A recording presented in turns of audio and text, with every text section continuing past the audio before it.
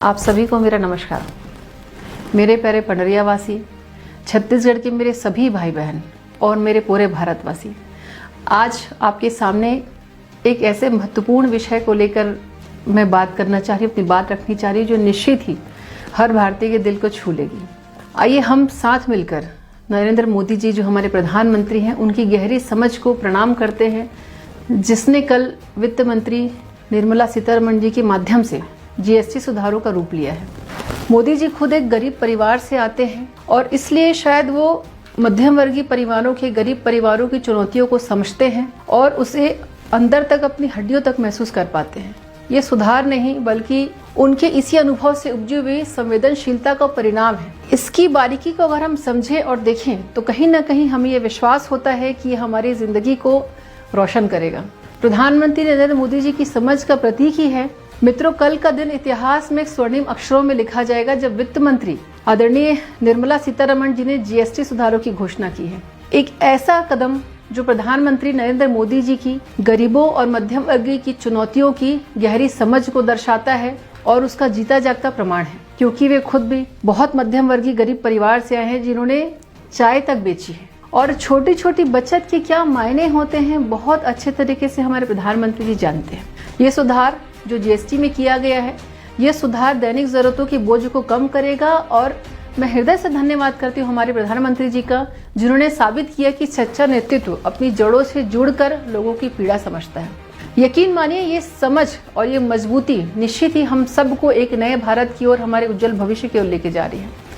मध्यम वर्ग के लिए एक बहुत बड़ी राहत, जिसकी हमने कभी कल्पना की थी। एक ऐसा भारत जहाँ मध्यम वर्ग की मेहनत की कमाई अब व्यर्थ नहीं जाएगी।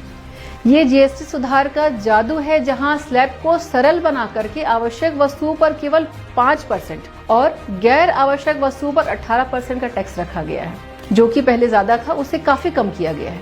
टीवी, एसी, छोटी कारें, 350 सीसी से कम की जो बाइक है, अब वो सस्ती हो जाएंगी, जिससे परिवारों की जेब पर दबाव कम होगा और हमारे सपने पूरे हो पाएंगे। मोदी जी की दूरदृष्टि ही है जो उनको उनके जीवन के, खुद के संघर्षपूर्ण जीवन के कारण ये निर्णय लेने पे उनकी दूरदर्शिता को दिखाती है, मध्यम वर्ग को सशक्त बनाती है। और मैं यही कहती हूँ कि ये सिर्फ राहत नहीं बल्कि एक नई शुरुआत है, जो हमें काफी ऊंचाइयों तक लेके जाएगी। गरीब और मध्यम वर्ग की खुशहाली के लिए लगातार हमारे प्रधानमंत्री जी दृढ़ संकल्पित है।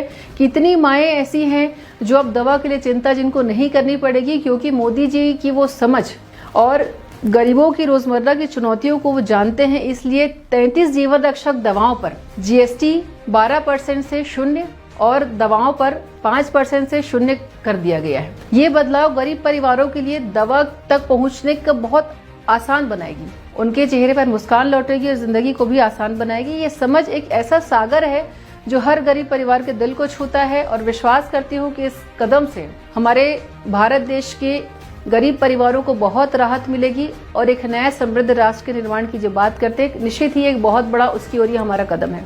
मित्रों, त्योहार आने वाले हैं और ये जीएसटी में जो कल बदलाव हुए हैं, वो निश्चित ही हमारे त्योहारों की खुशियों को दुगना कर देगी, उत्साह को दुगना कर देगी। जो 22 सितंबर से जीएसटी कटौती जब लागू होगी, ठीक हमारे नवरात्र, हमारे पवित्र नवरात्र की शुरुआत, जैसे माँ दुर्गा खुद आशीर्वाद दे रही हूँ।